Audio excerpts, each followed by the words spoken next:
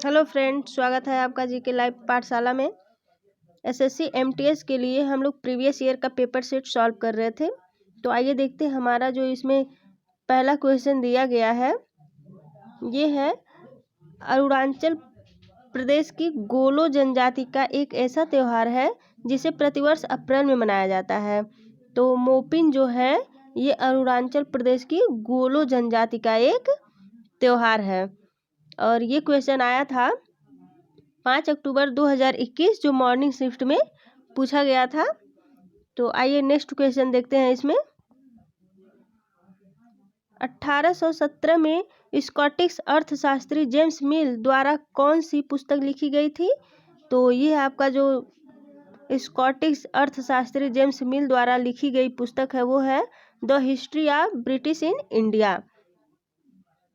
Next question है कौन सी अवधारणाएं बताती हैं कि सतत विकास को प्रगति की धारणाओं के लिए एक समग्र दृष्टिकोण रखना चाहिए और कल्याण के गैर आर्थिक पहलुओं को महान महत्व देना चाहिए। तो ये जो अवधारणा है ये है आपका सकल राष्ट्रीय खुशहाली। ये जो है अवधारणाएं बताती है सतत विकास को प्रगति की धारणाओं के लिए एक समग्र दृष्टिकोण रखना है। फिर नेक्स्ट है निम्नलिखित में से कौन सा एक प्राकृतिक अम्ल क्षारक संकेत नहीं है? तो ये जो है अजवाइन के पत्ते जो हैं ये प्राकृतिक अम्ल क्षारक संकेत नहीं है। नेक्स्ट क्वेश्चन है हाफिज सदी के कवि थे। तो जो हाफिज हैं ये किस सदी के कवि थे जिनके कविता संग्रह को दीवान या दीवाने हाफिज के नाम से जाना जाता है? तो ये 14वीं सदी के कवि हैं हाफिज जिनके कविता संग्रह को दीवान या दीवाने हाफिज के नाम से जाना जाता है। नेक्स्ट क्वेश्चन है कामाख्या मंदिर में स्थित है। तो कामाख्या मंदिर जो है ये गुवाहाटी में स्थित है। नेक्स्ट है निम्नलिखित में से कौन सी बीमारी प्रदूषित पानी पीने के कारण नहीं होती है? तो प्रदूषित पानी पीने के कारण जो है रेबीज जो एक बीमारी है ये प्रदूषित पानी पीने के कारण नहीं होती है जबकि ये कुत्ते के काटने से होती है। नेक्स्ट है निम्नलिखित में से कौन सी बर्फ पोषित नदी है? तो यमुना है बर्फ पोषित नदी है। नेक्स्ट है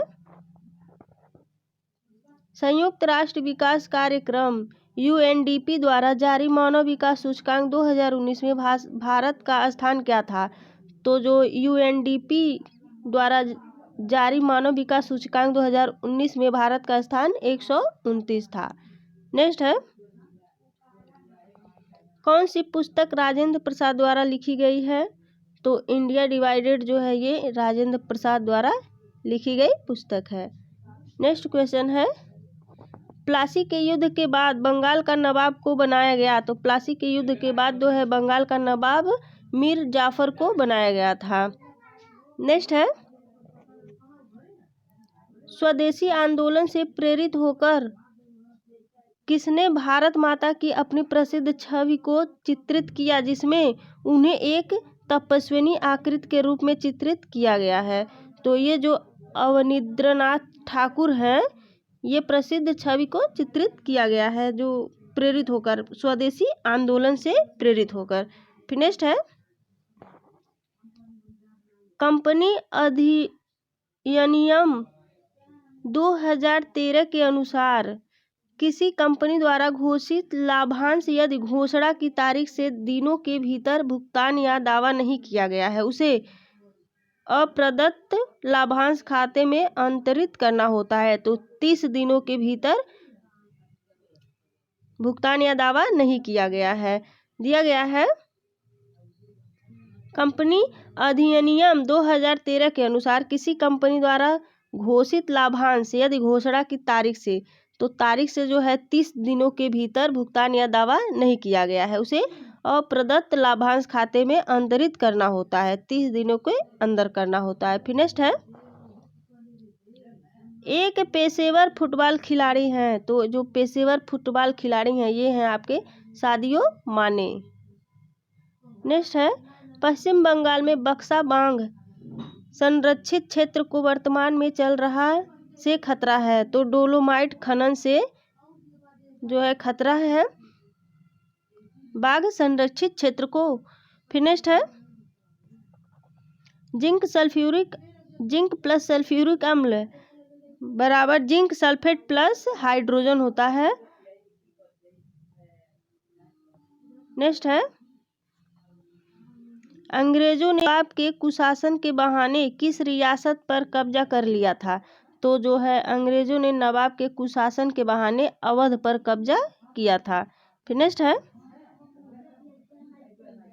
भारतीय रिजर्व बैंक के बारे में निम्नलिखित में से कौन सा कथन गलत है, तो जो इसमें गलत कथन है वो है आपका ऑप्शन के साथ दिया गया है। इसमें जो पहला दिया गया है भारतीय रिजर्व बैंक ने 1935 में परिचालन शुरू किया था, तो ये आपका गलत है। फिर भारतीय रिजर्व बैंक अधिनियम वर्ष 1934 में अधिनियमित किया गया था। तीसरा ऑप्शन है 1931 में भारतीय केंद्रीय बैंकिंग जांच समिति ने भारत के लिए केंद्रीय बैंक जैसे भारतीय रिजर्व बैंक की स्थापना के मुद्दे को भारतीय केंद्रीय bank central bank of India के रूप में पुनर्जीवित किया।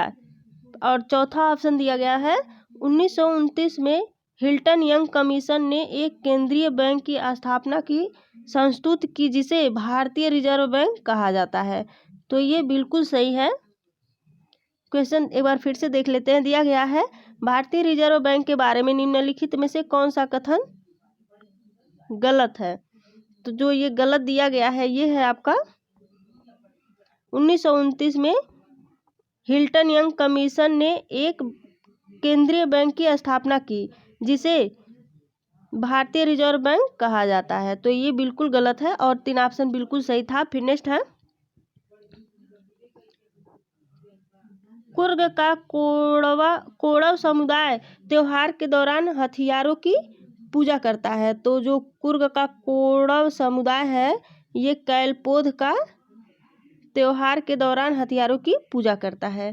फिर नेक्स्ट है 1859 में कोलकाता में पहली जूट मिल कहाँ लगाई गई थी, तो 1829 में कोलकाता में जो पहली जूट लगाई गई थी ये आपका लगाया गया था सीसा और पारा उष्मा के सर्वश्रेष्ठ सुचालक हैं।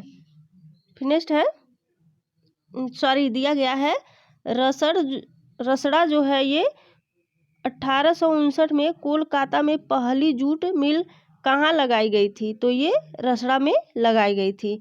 नेक्स्ट क्वेश्चन है निम्नलिखित में से कौन सा कथन गलत है, तो जो धातुओं का गलनांक उच्च होता है ये गलत है। सीसा और पारा उष्मा के सर्वश्रेष्ठ सुचालक हैं, ये सही है। धातुओं उष्मा के सुचालक होती हैं, ये गलत है।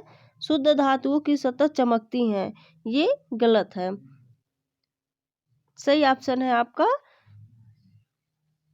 सीसा और पारा उष्मा के सर्वश्रेष्ठ सुचालक है। नेक्स्ट क्वेश्चन है माता पिता और वरिष्ठ नागरिकों के भरण पोषण और कल्याण विधेयक 2007 द्वारा निर्धारित बच्चों की ओर से माता पिता को देय की मासिक भरण पोषण राशि को माता पिता और वरिष्ठ नागरिकों का भरण पोषण तथा कल्याण संशोधन विधेयक 2019 द्वारा हटा दिया गया है, तो ये जो 10,000 की मासिक भरण पोषण राशि को माता पिता और वरिष्ठ नागरिकों का भरण पोषण तथा कल्याण विधेयक द्वारा 2019 में हटा दिया गया है।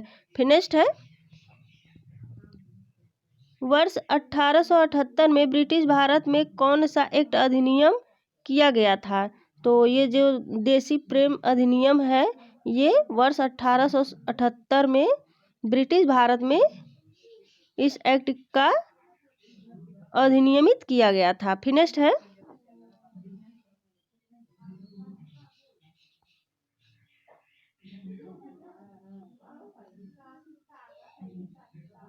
वह भारतीय क्रिकेट खिलाड़ी कौन है जिसने टेस्ट ओपनर के रूप में अपने पदार्पण मैच में लगातार 2 शतक लगाए, तो जो ये रोहित शर्मा जो हैं ये अपने पदार्पण मैच में लगातार 2 शतक लगाए हैं। नेक्स्ट क्वेश्चन है सूर्य के प्रकाश में सब कितने रंग निहित हैं, तो सूर्य के प्रकाश में 7 रंग निहित है। तो दोस्तों ये रहा हमारा SSC MTS का प्रीवियस ईयर का पेपर। वीडियो अगर आपको अच्छी लगी हो तो प्लीज़ इसको लाइक करिए, शेयर करिए। धन्यवाद।